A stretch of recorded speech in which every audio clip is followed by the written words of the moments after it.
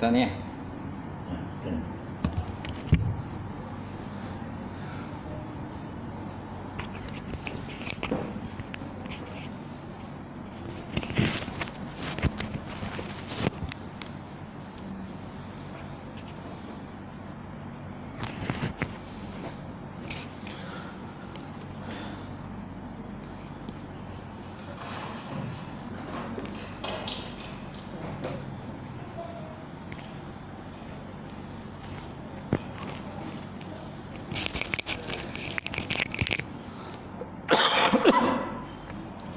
Baik, kita mulakan kuliah malam ni dengan sama-sama membaca Ummul Kitab ila hadratin Nabi Muhammadin Mustafa Rasulullah sallallahu alaihi wasallam wa ala alihi kiram ashabat hizam. Syai'ul lahumul Fatihah. A'udzu billahi minasyaitonir rajim. Bismillahirrahmanirrahim. Alhamdulillahirabbil alamin. Ar-Rahmanir Rahim. Maliki yaumiddin. Iyyaka na'budu wa iyyaka nasta'in. Ihdinas siratal mustaqim. Siratal ladzina an'amta 'alaihim ghairil maghdubi 'alaihim waladdallin. Amin. Assalamualaikum warahmatullahi taala wabarakatuh. Alhamdulillahillazi hadana li hadza wa ma kunna linahtadiya laula an hadana. Asyhadu an la ilaha illallah wahdahu la syarikalah wa asyhadu anna Muhammadan abduhu wa rasuluhu wa khaliluhu wa syafi'uhu. Allahumma shalli wa sallim ala hadzal nabiyil karim wa ilal malaikatil muqarrabin wa ala alihi wa sahbihi ajma'in. Amma ba'd, fa inna asdaqal hadis kitabullah wa khairun hadi Muhammad sallallahu alaihi wasallam wa syarril umuri muhdatsatuha wa kullu muhdatsatin bid'ah wa kullu bid'atin dhalalah wa kullu dhalalatin finnar. Qala Allah subhanahu wa ta'ala fi kitabil azim ba'da auzubillahi minasyaitonir rajim. Innama ya'muru masajidallah man amana billahi wal yawmil akhir wa aqama as-salata wa ata zakah wa lam yakhsha illallah wa asa ulai yakunu minal muhtadin. Sadaqallahul azim. Maksudnya hanya saja orang-orang yang memakmurkan rumah Allah Subhanahu wa taala, iaitulah orang-orang yang beriman dengan Allah dan juga hari akhirat, serta mereka itu berpesan-pesan dengan serta mereka itu menjaga sembahyang dan menunaikan zakat dan mereka tidak takut melainkan hanyalah kepada Allah Subhanahu wa taala. Mudah-mudahan mereka termasuk dalam kumpulan orang-orang yang mendapat hidayah petunjuk daripada Allah. Wa qala Nabi sallallahu alaihi wasallam, "Ma yuridullahu bihi khairan yufaqqih fiddin." Maksudnya barang siapa dikenaki oleh Allah Taala akan kebajikan, nescaya diberikan kefahaman di dalam bidang agama. Alhamdulillah. Yang dihormati Tuan Imam kita, Tuan Haji Mansur, kemudian tak lupa juga Tuan Bilal, seterusnya Tuan Siak, pengurusi masjid, jawatan kuasa, sidang muslimat, sidang jamaah muslimin muslimat, mukminin mukminat yang dirahmati Allah. Alhamdulillah, kita merafakkan setinggi-tinggi puji dan syukur kepada Allah kerana Allah Ta'ala mengizinkan pertemuan kita sekali lagi pada malam ini untuk kita sambung pengajian kita bab tasawuf, Mukasyafatul Qulub, menyingkap rahsia hati, karangan Imam Ghazali rahimahullah taala. Muka surat apa tuan? 141. Yang bawah sekali solat. Keutamaan solat. Okey, keutamaan solat. Baik. Kita dalam bab solat pula ni. Hari itu keutamaan wuduk, lepas tu keutamaan solat. Akan datang penyempurnakan solat, khusyuk dalam solat. Masih dalam solat kan. hukum meninggalkan solat, surat 159 nanti insya-Allah. Lepas tu baru masuk bab lain lah, amar ma'ruf nahi munkar dan sebagainya. Insya-Allah. Bawah sekali ya? Bawah sekali. Baik, insya-Allah. Qala musannifu rahimahullah taala wa nafa'ana bi ulumihi fi darin amin. Telah berkatalah oleh musannif ataupun pengarang kitab dan telah memberi manfaat insya-Allah akan ilmunya dalam dua negara, iaitu dunia dan akhirat. Apa kata musannif, tuan-tuan? Solat itu adalah penembus dosa. Jadi solat adalah penembus dosa yang dikerjakan di antara solat-solat itu, selama orang itu menjauhkan dosa-dosa besar. Jadi tak rugi pun solat, dia tebus kita punya dosa lah, sama seperti orang tidak berdosa nanti. Macam tu Allah Ta'ala berfirman dalam Quran, sesungguhnya amal-amal kebajikan terutama sembahyang itu menghapuskan kejahatan. Surah Hud ayat 114. Surah Hud ayat 114. Tapi tak boleh nyatakan di situlah. Surah Hud 114. Saya pun tak ingat ayat ni. Saya tengok dulu kalau sempat lah. Kalau ada lain okey boleh tengok. Surah Hud. Okey. 114.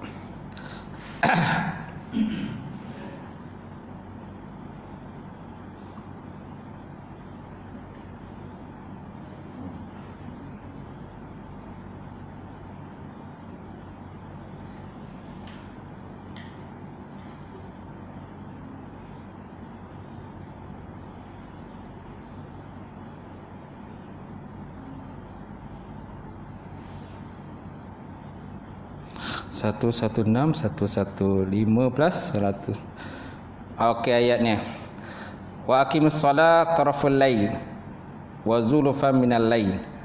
Innal hasanat yuzhibnal sayiat. Zalika zikra lizakirin. Wa aqimus solat taraful lail wa zulufan minal lail. Dan dirikanlah sembahyang wahai Muhammad.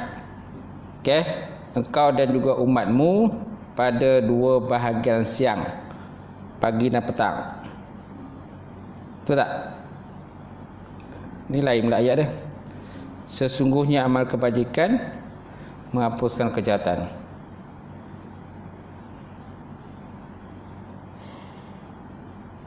Ada tu? Macam tak sama ayat dah. Dia tak sama ayat. Oh ada. Innal hasanat yuzhibna syai'at. Dalam ayat yang sama lah. Dia yang sama juga. Dia ada beberapa peringkat-peringkat ayat. Ayat sama tapi dia ada peringkat-peringkat dia.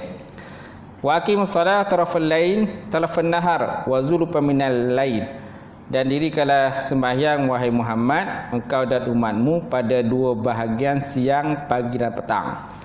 Dan pada waktu-waktu yang berhampiran dengannya, pada waktu malam. Innal hasanat yuzhibna sayiat.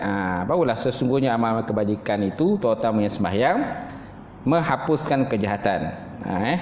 Jadi maknanya ayat ni dia duduk tengah-tengah. Duduk tengah-tengah dalam ayat itu. Okey. Zalika zikra lizakirin. Perintah-perintah Allah yang diberikan itu adalah menjadi peringatan bagi orang-orang yang mahu beringat. Okey. Jadi pada ayat ni jelas pada kita, maknanya Allah Ta'ala declare lah, memberi pengakuan bahawa kan sesungguhnya kebajikan, masuk kebajikan ini ialah solat. Kalau tengok pada zahir ayat dia tak sebut solat pun.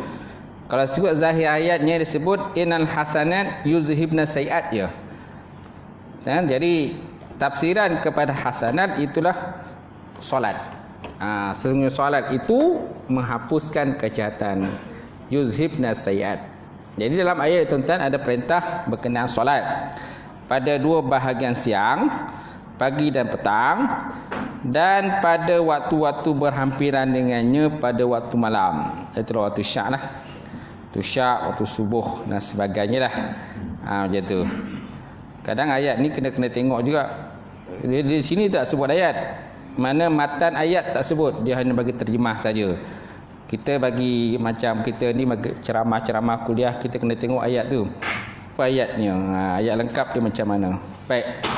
Maksudnya dihapuskan dosa sehingga tidak tersisa sedikit pun. Masya-Allah. Seolah-olah tidak pernah ada. Seolah-olah tak pernah ada dosa kita hasil daripada solat yang kita buat. Tetapi dengan syarat solat buat tu dengan sempurnalah. Jangan duduk main-main aja. Sambil lewa je solat. Kan, ataupun solat dah hujung-hujung waktu dan sebagainya. Sebaik-baiknya solat di awal waktu lah.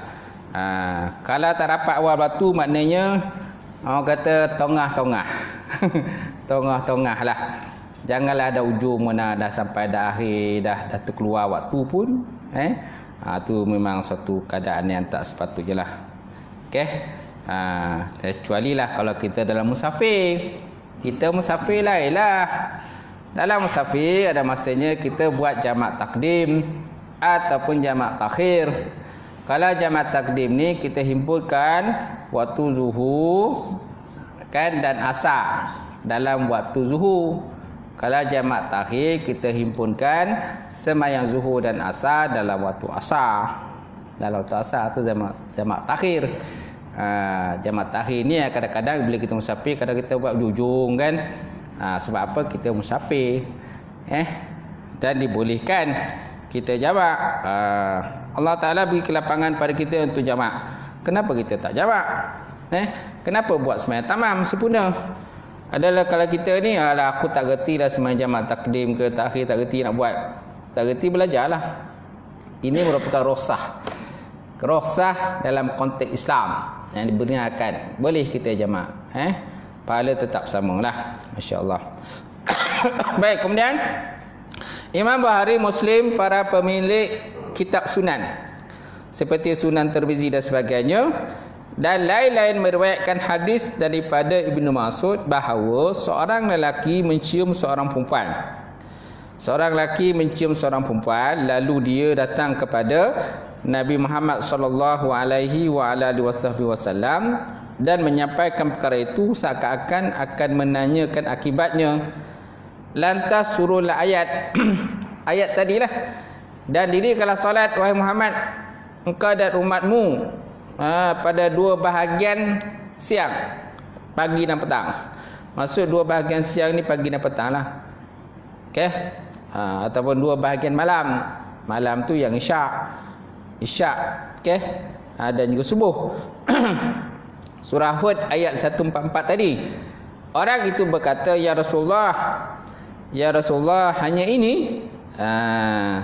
Maka baginda menjawab, ini untuk orang yang mengamalkannya daripada umatku. Ini untuk orang yang mengamalkannya daripada umatku. Jadi daripada ayat itu kan daripada keterangan ini kan, Nabi tidak menjawab tentang hukum tadi. Nabi tak jawab tentang hukum mencium. Lelaki mencium seorang perempuan. Semua tak. Kemudian satu lagi dia tak jelas. Cium tu cium macam mana? Cium tu cium macam mana? Ataupun mungkin cium isteri perempuan juga. Cium isteri sendiri kan. Macam tu. Jadi macam ayat ni macam tergantung sikitlah kenaan perkara ini. Kemudian Nabi jawab berkenaan dengan solat pula. Jadi macam kita pun macam confused kan. Apa sebenarnya ni yang berlaku ni? Macam tu. Kita tengok balik. Bukhari, Muslim, pemilik kitab sunan seperti Sunan Tirmizi dan lain meriwayatkan hadis daripada Ibnu Mas'ud bahawa seorang lelaki mencium seorang perempuan. Nampak? Macam tu ayat dia. Okey. Cium tu macam mana? Perempuan tu siapa? Dia tak sebut. Lalu dia datang kepada Nabi Muhammad SAW menyampaikan perkara itu seakan nak tanya tentang akibat daripada cium tadilah. Macam tu. Lantas turun ayat. Dan apa ayat itu tadi? Dan diri kelas sembahyang wahai Muhammad, engkau dan umatmu pada dua bahagian siang, pagi dan petang. Lalu orang tadi berkata, ya Rasulullah, hanya ini ke jawapannya? Ini ke jawapannya? Maka Nabi SAW menjawab, ini untuk orang yang mengamalkannya daripada umatku. So maknanya jawapan tu aja tergantunglah tadi. Kan? Jawapan berkenaan cium laki-laki cium perempuan ni tergantungnya tu. Jawapannya berkenaan solat pula. Kenapa dia bagi jawapan solat? Kan? Jadi kemungkinan bersalah dengan solat tadi akan terhapuslah dosa-dosa kalau bab cium tadilah macam tu. Kemungkinan besar lah macam tu. Sebab dia macam tak jelas sangat lah apa yang disebutkan di sini. Macam tu. Baik. Kemudian tadi ayat tadi pun kalau ikut dia punya sempurna penuh dia tadi kan ada sambungan dengan belakang tadi. Sesungguhnya amal-amal kebajikan terutama sembahyang itu menghapuskan kejahatan tadi. So maknanya kemungkinan besar kan Nabi pun nak ceritakan sentuh juga tentang jawapan berkenaan cium tadilah. Mana dengan bercium laki perempuan tadi mungkin bukan muhrim dan sebagainya, maka dengan solat tadi akan terhapuslah dosa orang tersebut. Tapi dengan niat bahawa solat tadi benar-benar untuk menyempurnakan perintah Allah Subhanahu wa taala. Yalah kadang-kadang ada juga solat, orang-orang solat kadang-kadang ada juga buat benda yang tak elok. Kan pernah ada satu riwayat bahawa ada seorang laki-laki berjumpa dengan Nabi sallallahu alaihi wasallam. Kan di mana lelaki ini mengadu berkenaan lelaki lainlah. Yang mana lelaki yang lain ini ada melakukan dosa dan juga maksiat kepada Allah. Tapi dia tetap solat. Solat dia buat juga tapi benda yang tak elok pun dia buat juga. Maka laki-laki tadi yang mengadu tadi kata kepada Nabi, ya Rasulullah, bukankah sembahyang itu mencegah daripada perbuatan keji dan muka? Inna salata tanhauna 'anil fahsya'i wal munkar, ya Rasulullah.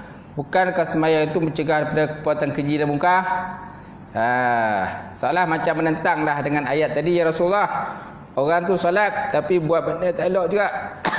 Apa jawapan Nabi Muhammad sallallahu alaihi wa ala alihi wasallam? Inna salata satanhauna yauman ma. Mudah-mudahan dengan sembahyang tadi akan mencegah dia daripada perbuatan keji dan muka suatu hari nantilah. Suatu hari nanti mungkin dia akan berhenti juga. Mana biarlah dia solat. Kan? Maka akhirnya kan sahabat tadi pun diam yang mengadu tadi dan masa pun berlalu selepas itu dan benar-benar berlakulah. Mana lelaki itu akhirnya berhenti daripada mengerjakan perbuatan keji dan muka hasil pada solat yang dia buat tadi dengan sempurna tuan-tuan. Itu pentingnya solat itu. Baik, kemudian Imam Ahmad, Muslim dan lain-lain meriwayatkan hadis daripada Abu Umamah Al-Bahili bahawa seorang laki-laki datang kepada Nabi Muhammad sallallahu alaihi wasallam lalu dia berkata, ya Rasulullah, tegakkanlah hukuman Allah Subhanahu wa taala sekali ataupun dua kali. Baginda lalu berpaling daripadanya. Kemudian ditegakkan solat. Setelah solat baginda bertanya, di mana lelaki bertanya tadi? Mana lelaki yang bertanya tadi? Yang bertanya tentang perkara tadi apa? Ya Rasulullah, tegakkanlah hukuman Allah sekali ataupun dua kali. Mana lelaki yang cakap tadi maksudnya? Maka orang itu pun berkata, saya di sini ya Rasulullah. Maka baginda bertanya, engkaukah yang telah menyempurnakan wuduk dan solat bersama dengan kami tadi? Lalu dan jawab, ya. Baginda pun bersabda, dosa-dosamu telah dihapuskan ketika engkau dilahirkan oleh ibumu. Jadi janganlah mengulanginya lagi. Ketika itu wahyu Allah Taala turun kepada baginda Rasulullah sallallahu alaihi wasallam. Mana ayat yang sama juga. Ayat juga sama. Aqimus solah tarafal lain wa zulfan min tarafan nahar wa zulfan min al-lain innal hasanat yuzibna sayiat. Okey.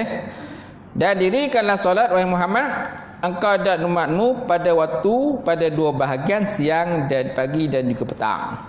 Pagi dan juga petang, kan, dan juga bahagian malam lah. Okey. Dan sesungguhnya solat tadi akan menghapuskan segala kejahatan. Innal hasanat yuzibna sayiat. Betul tak? Jadi ayat ni pun ada kaitan dengan dia dengan atas tadi. Maknanya kan? Maknanya bahawa kan? Mana solat tetap kena buat. solat tetap kena buat, walaupun dalam masa sama kemungkinan kita ada buat benda tak elok. Kan kita terlanjurlah buat benda tak elok. Kadang-kadang kita tak nak pun buat benda tak elok tu. Tapi kadang-kadang terpengaruh dengan kawan. Kan kita berkawan kan, pengaruh dengan kawan. Alah tak apa dah. Kan kalau pegang kau taubatlah. Kau taubatlah. Betul tak? Jadi kita pun terpengaruhlah dengan kawan, buatlah benda tak elok. Mencuri ke apa kan? Mencuri ke kan? Fitnah ke apa benda lah, benda-benda tak elok lah kadang kita terbuat. Kadang kita tak nak buat pun tiba-tiba terbuat dan sebagainya. Lanjut terbuat. Okey? Jadi dalam konteks ini maka hendaklah kita mendirikan solat. Dengan solat tadi akan menghapuskan insya-Allah segala dosa-dosa yang kita telah lakukan tadi. Tetapi jangan dosa besar. Dosa kecil. Kalau dosa besar, maka naklah kita bertaubat kepada Allah Subhanahu wa taala. Baik, kemudian Abu Hurairah berkata, barang siapa berwuduk dan sempurna wuduknya, lalu dia pergi ke masjid untuk solat berjemaah, selama dia dalam perjalanan itu, dia dianggap sebagai orang yang solat. Masya-Allah. Selama dia dalam perjalanan nak pergi ke masjid itu, dia dianggap sebagai orang yang sedang solat. Untuklah satu langkahnya dituliskan baginya satu kebajikan, dan dengan langkah lainnya dihapuskan satu dosa dan kejahatan. Apabila siapa pun daripada kamu mendengar iqamat, janganlah menunda-nundakan waktu. Yang paling besar pahalanya ialah orang yang paling jauh rumahnya. Masya-Allah. Kemudian orang berkata, mengapa wahai Abu Hurairah, kenapa orang yang jauh itu dia punya pahala lebih? Lalu dia menjawab, kerana banyak langkah dia. Kerana banyak langkah dia lah. Habis kalau naik kenderaan macam mana? Naik kenderaan, roda dia banyak berpusing lah. Banyak roda berpusing kan, melaju pusing kan, lagi jauh lagi pula. Macam tu. Tapi jangan tuan-tuan rumah dekat lalu pergi pusing dulu kat Kuala Lumpur. Rumah dekat masjid dia. Kan tuan-tuan Haji masuk rumah sebelah masjid. Jadi sebabkan dia nak pahala lebih, dia pergi ke Kuala Lumpur dulu. Naik kereta pusing kan. Lepas tu ke Semosa. Lepas tu datang ke masjid. Itu namanya kan buat kerja sosial namanya kan. Kan disebabkan pusing jauh kan, lalas kan, batu pun habis. Macam tu. Nampak tak? Jadi tengoklah suasana keadaan dia. Okey? Tapi kalau tuan-tuan nak Haji Mansur nak pindah ke Kuala Lumpur pun tak apa, tak ada masalah. Dia nak pindah ke Sanun. Kenapa? Kerana pahala nak lebih. Macam tu. Baik. Kemudian ada satu kisah di mana ada satu kabilah ni dia duduk jauh. Ada satu kabilah dia duduk jauh daripada Masjid Nabawi, daripada Masjid Rasulullah sallallahu alaihi wasallam. Jadi suatu hari mereka berpakat-pakat nak pindah bersebelahan dengan Masjid Rasulullah sallallahu alaihi wasallam. Maka Nabi pun bertanya dengan mereka, kan, kenapa kamu ni? Kenapa kamu pindah ke sini? Mereka kata, supaya senang ya Rasulullah, kami dah senang nak pergi masjid. Kami kalau sana tu jauh. Maka Nabi kata, tak apa, duduklah jauh pun tak apa. Kan? Kerana setiap langkah yang kamu datang tu adalah mendapat pahala daripada Allah Subhanahu wa taala. Lebih jauh perjalanannya, lebih besarlah pahala dia. Lebih banyak pula dosa yang akan dihapuskan oleh Allah Subhanahu wa taala. Betul tak tuan? Apalagi kalau berjalan kaki, lagi pula jauh besar pahala. Tapi zaman sekarang ni masing-masing ada kenderaan. Kan? Kereta pun besar-besar, lawa-lawa kan, canggih-canggih. Mahal-mahal, harga sampai 100,000, 200,000 punya kereta. Motor pun motor besar, boom-boom macam tu kan. Okay. Motor apa? Heavy apa? Davidson. Kan? Berapa harga sebuah tu? 100,000. Kan? Kan ada kereta banyak motor-motor sekarang besar-besar kan. Macam tu. Tak apalah, bolehlah motor besar, tak ada masalah. Jadi setiap pusing roda gitu, tayar tu akan diberi pahala oleh Allah Subhanahu wa taala. Tapi tak tahulah kalau tuan-tuan tak nak pasang tayar, kan? Tak nak pasang tayar kan, nak pakai zaman sekarang kan kereta terbang, kan? Kan kata sebut nak pasang kereta terbang tu, tapi tak tahulah kesudahan kereta terbang ni siapa tak tahu. Ya, kau tak ya pun tak tahulah tuan-tuan. Okey. Baik. Jadi kita kembali pada tadi.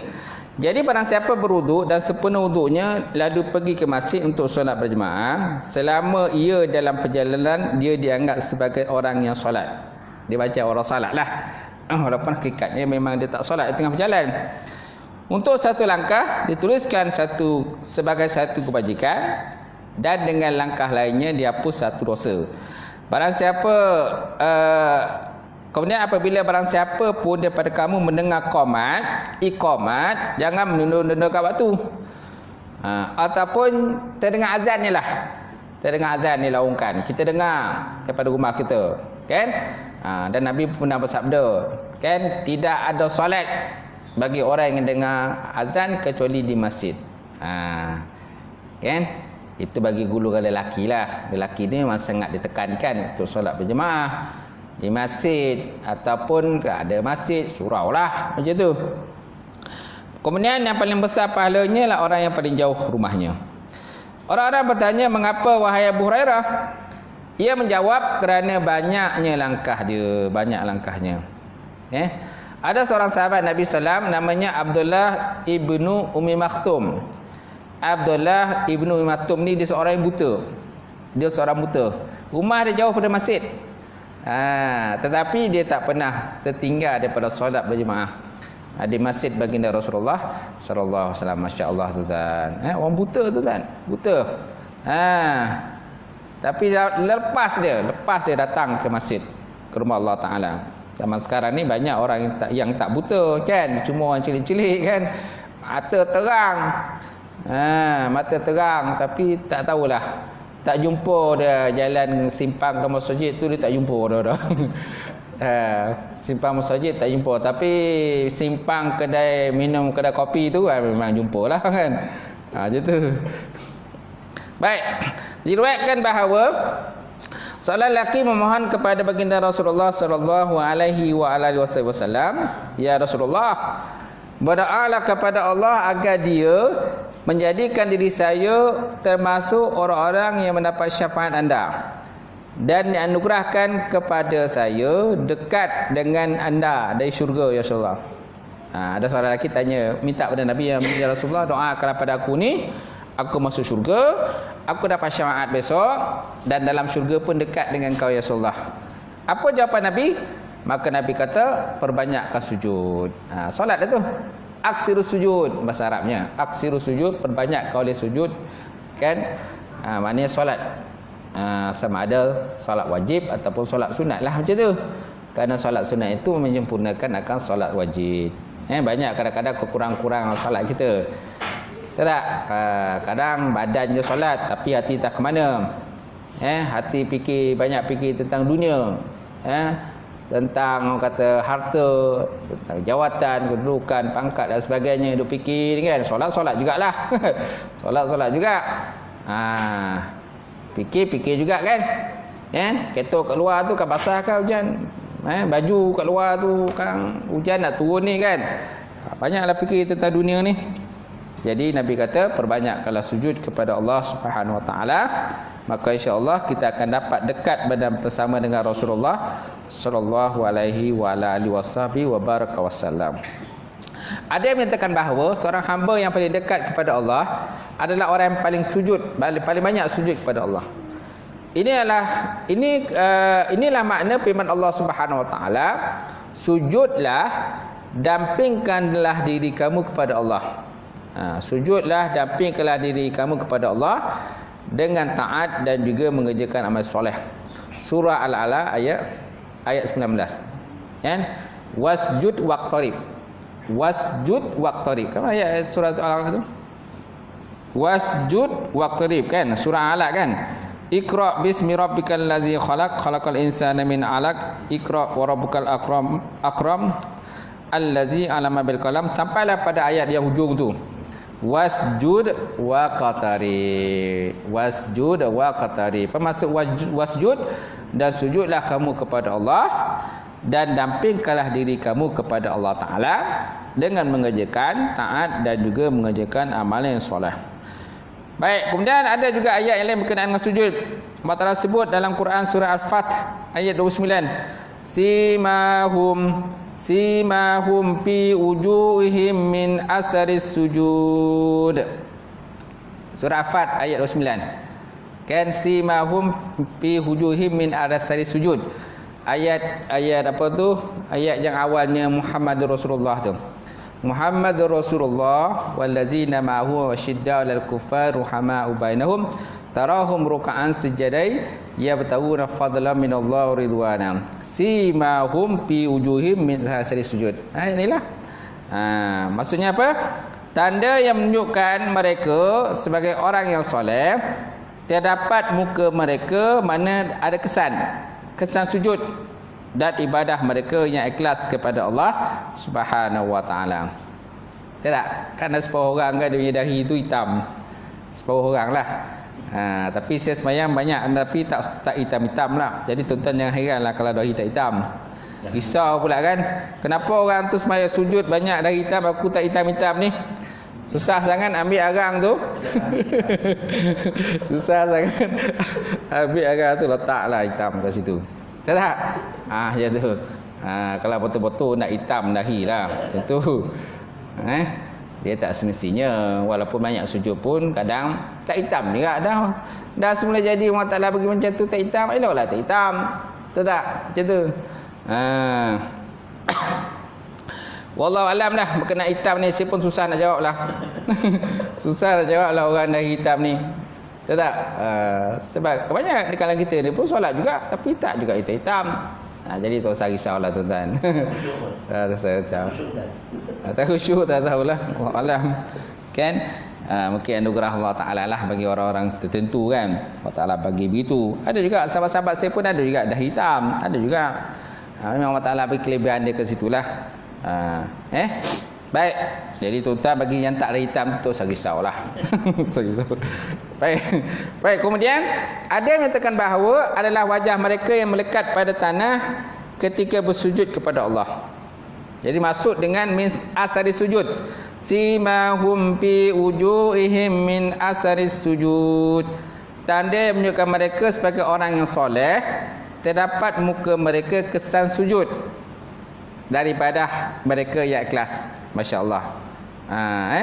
Ada yang mengatakan bahawa adalah wajah mereka yang melekat pada tanah ketika bersujud.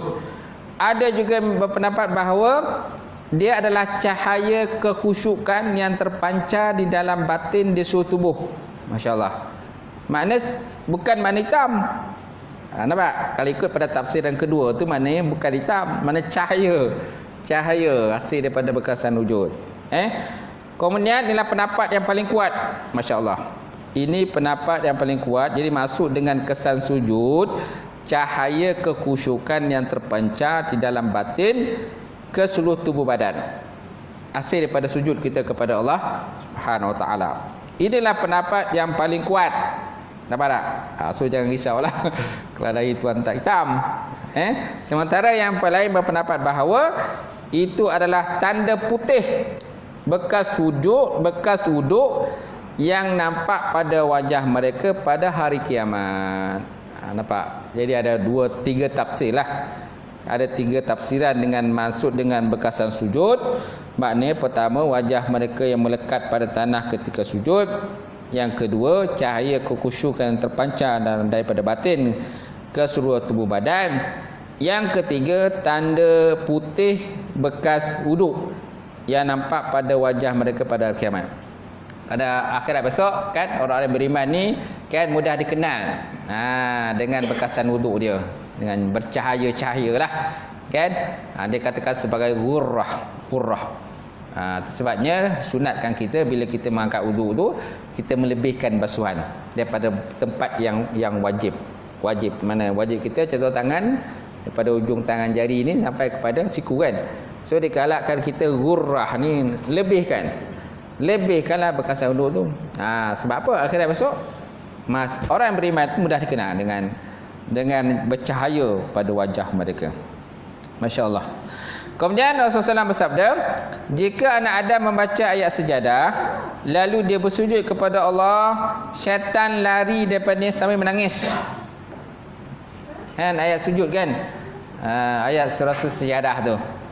Al-Ata apa tu? Alif lam mim tanzil kitab la raiba fihi min rabbil alamin kan. Ayat sampailah kepada ayat berkenaan sujud tadi. Jadi jika anak Adam membaca ayat Sajdah lalu dia sujud, maka syaitan lari daripadanya sambil menangis. Okey, itu sebabnya kita digalakkan waktu Jumaat subuh kan, solat subuh kita digalakkan untuk sembahyang sunat apa tu, baca surah Sajdah dan surah Al-Insan, surah Dahri. Macam tu digalakkanlah. Tapi kalau tak apa nak buat macam mana ustaz, ni tak apa ya, apa doanya ayat tu je yang pendek-pendek ya apa, bacalah ayat pendek macam mana. Tapi kalau baca hafal ayat Sajdah lagi elok. Baik, kemudian dia berkata celakalah aku. Syaitan kata celaka aku.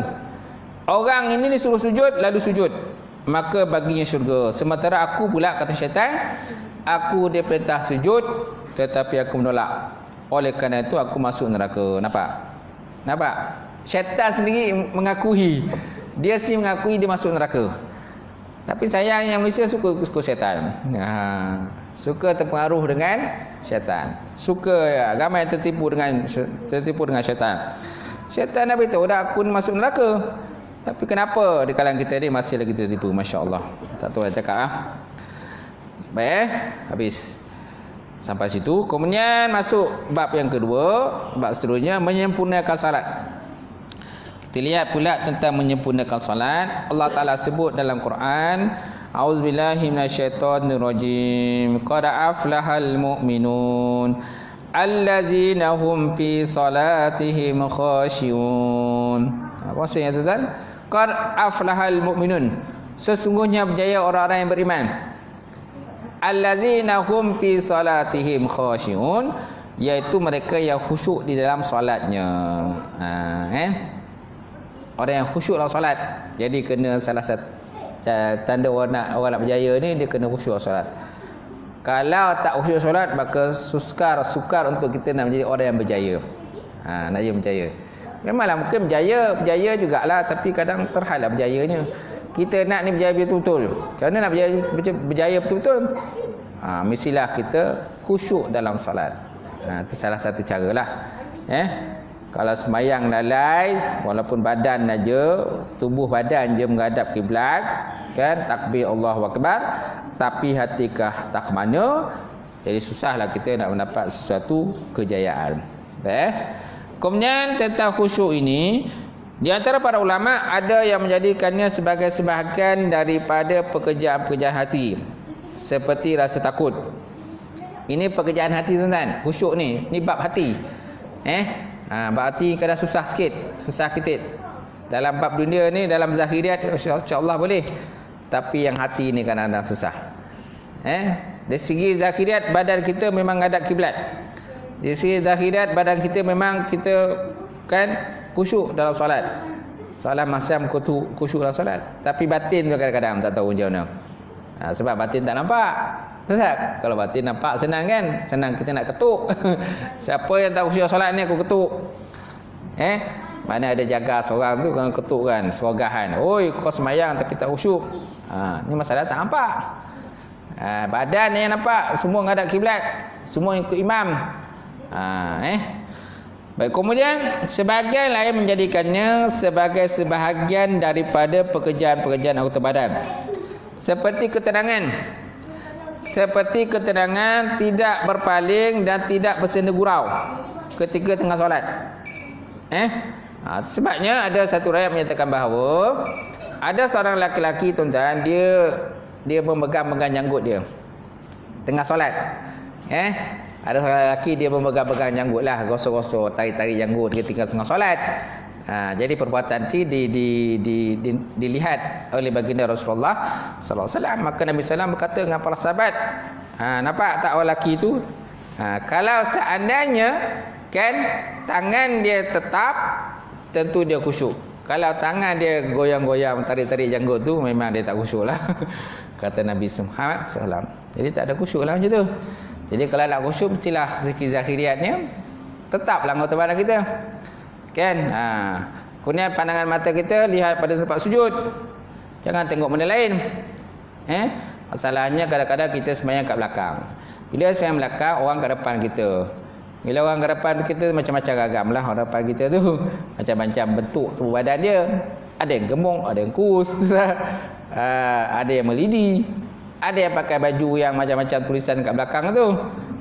Tak? Jadi kita pun baca lah. Dah tulisan kat belakang.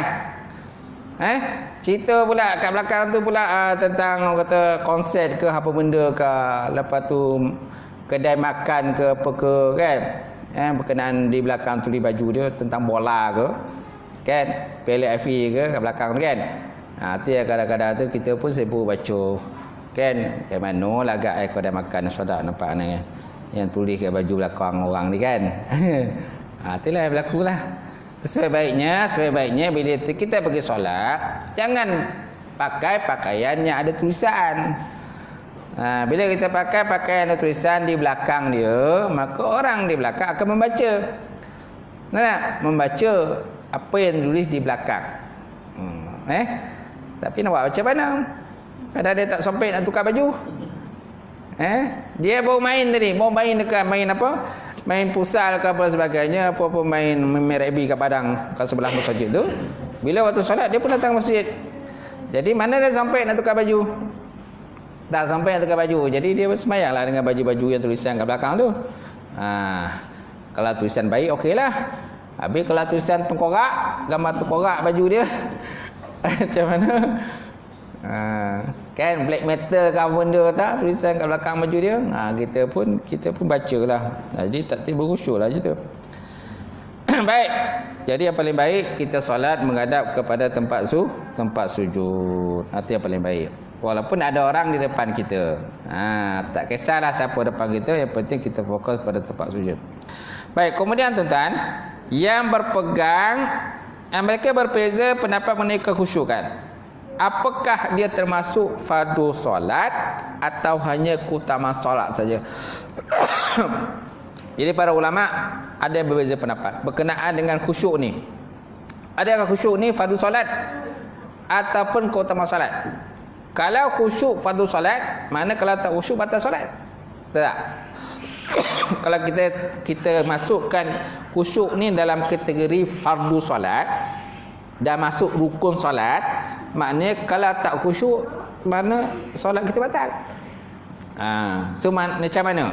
Nak masuk dalam fardu solat ke ataupun rukun solat ke, ataupun tak nak masukkan? Kalau kita letak khusyuk ni dalam keutamaan solat, mana solat kita tak batal walaupun kita tak khusyuk. Tapi kalau khusyuk termasuk rukun solat atau fardu solat, kalau tak khusyuk batal solat, habis. So mana kena buat baliklah, kena ulang semula. Macam mana? Jadi ulama ada khilaf lah, kena betul. Jadi mereka berbeza pendapat mengenai masalah khusyuk. Apakah dia termasuk fardu solat ataupun hanya keutamaan solat saja?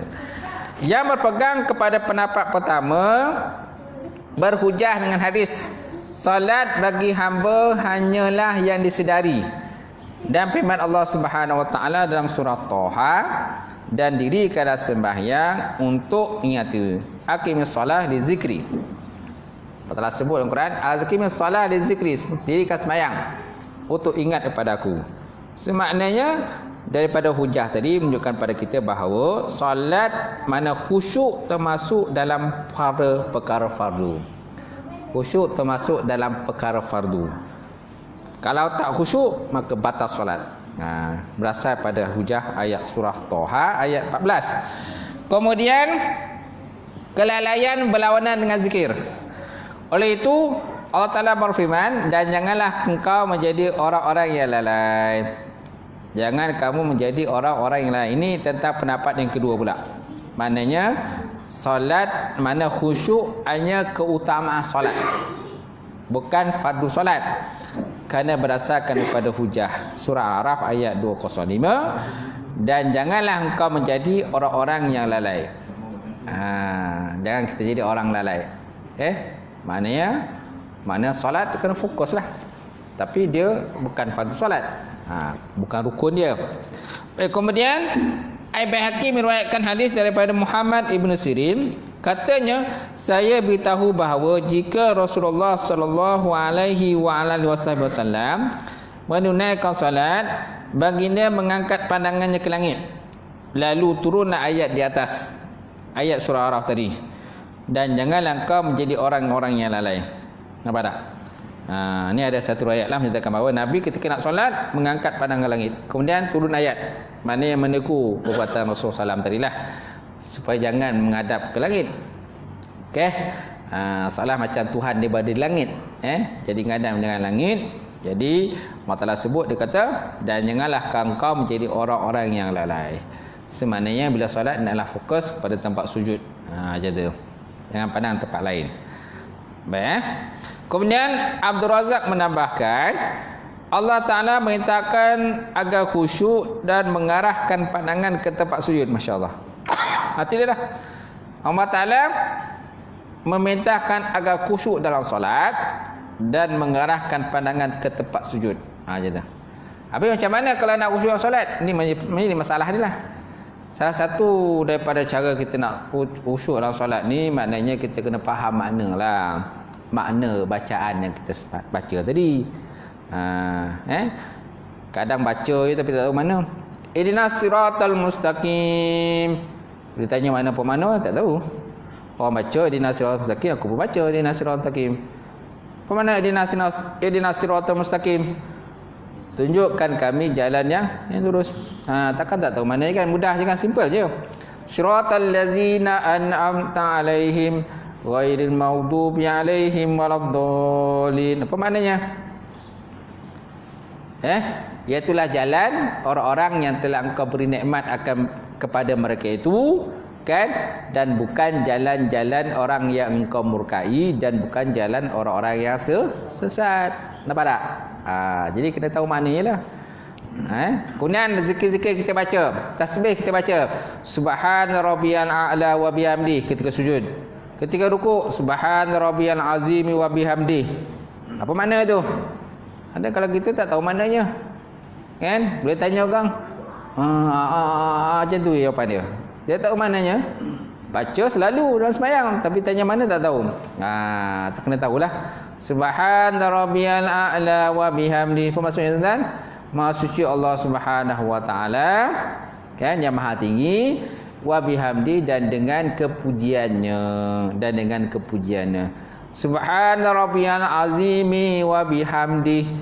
Maha suci Allah Subhanahu wa taala yang maha agung, wa bihamdi, dan dengan kepujiannya. Okey. Sebenarnya setiap bacaan yang kita baca dalam sembahyang, kan, tahiyat akhir ke, tahiyat awal ke, kan, kemudian tasbih kita baca dalam solat ke, jadi kita kena tahulah makna je. Tak tahu makna, itu yang kata pemikiran banyak lain tu. Kemudian di dalam hadis lain yang diriwayatkan oleh Al-Hakim dan Al-Baihaqi daripada Abu Hurairah, dinyatakan ketika menunaikan salat, Rasulullah SAW memandang ke langit, lalu turunlah ayat. Kemudian bagi dia menundukkan kepala baginda, mana ke tempat sujud. Nampak tak? Jadi sebelum turun ayat perintah pandang tempat sujud ini, jadi Nabi pandang ke langit. Pandang ke langit. Okey. Kemudian Al-Hasan meriwayatkan bahawa Nabi Muhammad sallallahu alaihi wasallam bersabda, perumpamaan solat 5 waktu adalah seperti sungai yang mengalir di hadapan pintu rumah seseorang berkampung. Sungai itu mengalirkan air yang melimpah. Ia mandi di situ sebanyak 5 kali sehari semalam. Lantas apakah tersisa kotoran daripadanya? Jadi perumpamaan solat 5 waktu tu macam rumah kita depan sungai. Sungai itu pula cantiklah lawa air, kan. Kalau sungai kotor macam mana lah ustaz? Kan? Kalau sungai kotor banyak kali mandi pun tak bersih. Betul tak? Ini sungai cantik. Awal punya sungai.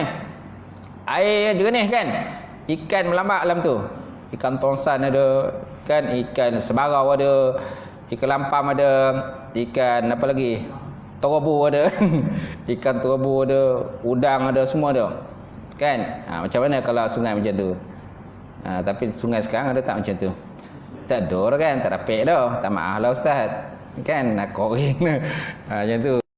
Tak ada lah. Cuba apa ke apa tu, ke toluk tu kalau ada ikan lagi. Kalau ada tu nasib lah ustaz. Kalau dulu ya banyak ikan. Jadi sekarang ni kita umpama solat tu maknanya solat yang mana sembahyang depan rumah kita tu macam ada sungai. Sungai itu pula cantik pula, air dia lawa, jernih, ikan pun ada, dan kita mandi setiap hari 5 kali. Nampak semalam. Macam mana tuan-tuan badan kita? Bersih ke tak bersih? Bersih walaupun tak pakai sabun. Tak ada sabun. Kita tengok kobau tu. Kobau tu yang berlumpur tu. Kobau yang berlumpur berkubang tu. Kan? Memang hitam logam lah kan lumpur tu. Kemudian dia masuklah sungai. Dia berondam dalam tu. Macam mana kalau dia bangun daripada sungai tu? Bersih tak badan bersih, berkilat kan? Itulah kelebihan air tadi yang Allah Ta'ala bagilah. Baik, kemudian artinya solat waktu itu menyucikan dosa. Okay? Dan tidak meninggalkan sisa sedikit pun selain daripada dosa besar. Jadi dosa-dosa kecil itu semua hapus. Dosa yang tinggal dosa besar je. Sebab dosa besar ni tinggal kenapa? Dosa besar ni kena bertaubat kepada Allah. Tak taubat tak dihapuskan. Jadi hal ini dibolehi apabila solat tersebut dilakukan dengan kehadiran qalbu, hadir hati. Jika tidak, maka solat tadi ditolak oleh Allah Subhanahu wa taala. Solat kan? Boleh, tuan. Cukup sekadar tu perbincangan kita malam ni insya-Allah. Lepas itu kemudian Nabi Muhammad bersabda sampai situ.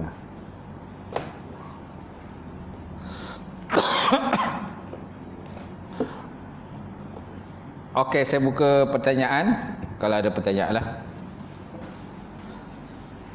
Sebelum saya tutup.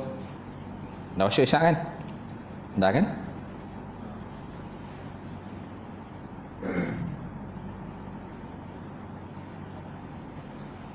Ada?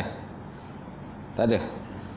Tak ada soalan Bagus semua sini. Semua bagus-bagus.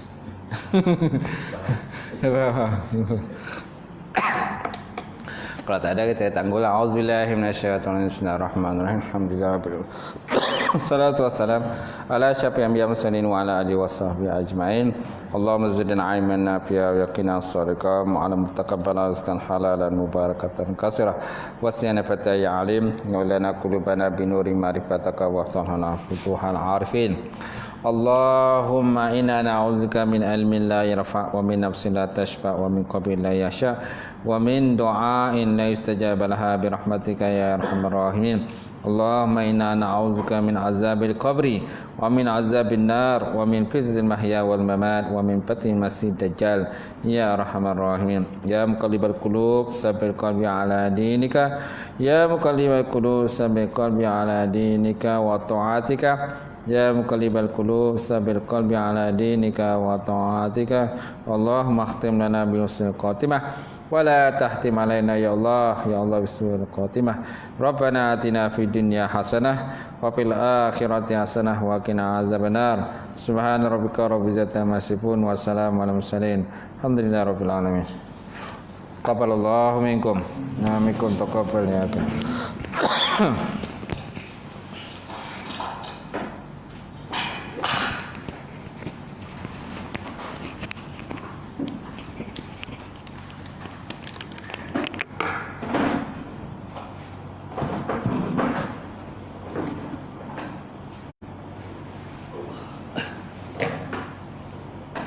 Dia lobet tadi.